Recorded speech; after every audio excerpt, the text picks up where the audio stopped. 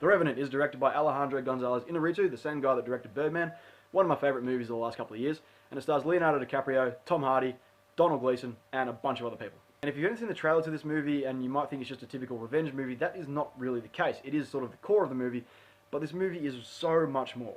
So the main story in this movie is Leonardo DiCaprio's character is a fur trapper back in the 1800s.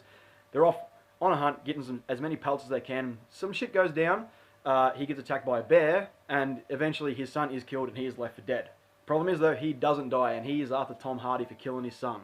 And it's at that point this movie becomes as much about his mission of revenge as it is surviving just the elements that he's surrounded. It's winter time, they're obviously somewhere in very North America, and it is just everything against Leonardo DiCaprio, and he's fighting back, not only against wildlife, but the actual environment around him as well. And for a movie of this runtime, and it is a very, very long runtime, there's not that much dialogue. A lot of the story is told through the images that you're seeing and the way the film is shot.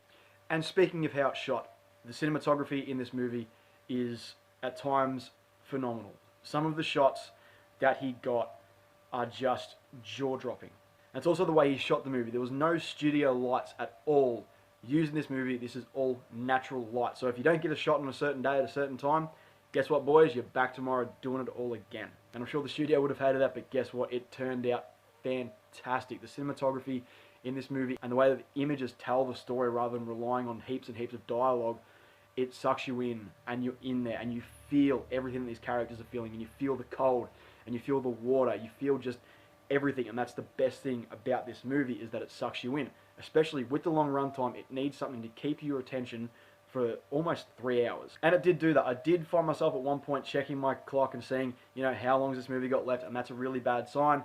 I felt that there was a couple of scenes that maybe could have been dropped, but then thinking about it, it's like, but I don't really want to drop those scenes. I don't want to drop any scene. So everything that's left in this movie, and I'm sure there's a director's cut out there that's like 5 hours long, everything that was kept in this movie was kept for a reason. Every scene had its purpose. Now, like I said, I did find myself checking the clock at one point, but for the most part, the 3-hour runtime does keep you hooked. There was also a lot of moments in this movie where it was so visceral and so real. As you may have seen the bear attack in the trailer, there's a lot more of that in the actual movie. I was on the edge of my seat, clenching my fists the entire time that was going on, because it was just so real, and you were just in it with Leonardo as he's getting attacked.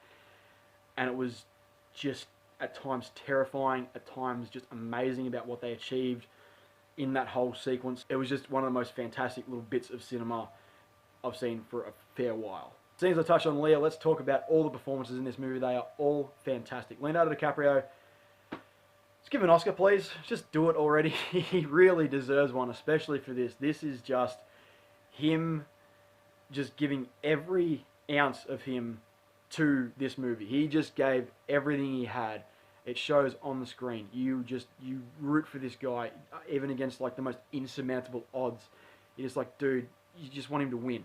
Tom Hardy's also great as sort of the default bad guy, but there are some points in this movie where you find out that he has other motivation, and you're like, oh, is he really the bad guy, or is he just a bit of an asshole? And I think for the most part, he's just a bit of an asshole. And Donald Gleeson, dude, he's just picking everything good. He's done Ex Machina this year, Star Wars: The Force Awakens, and now The Revenant. He's hitting home runs every time, picking great movies.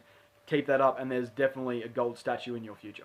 Now, apart from the runtime, one of my only other grievances was Tom Hardy's speech in this movie. He did delve back into the Bane voice at some point, yes. Oh. It was a bit like that, and he's a serial mumbler at this point. You got Bane, you got Mad Max, and now you got this. It was a bit hard to understand his dialogue at some points, but like I said, the dialogue not that important. It was really about the visuals in this movie. So it's a minor grievance. So with all that being said, the performances, the cinematography, everything great about this movie, and the couple of minor grievances I have, I'm giving The Revenant 4 out of 5.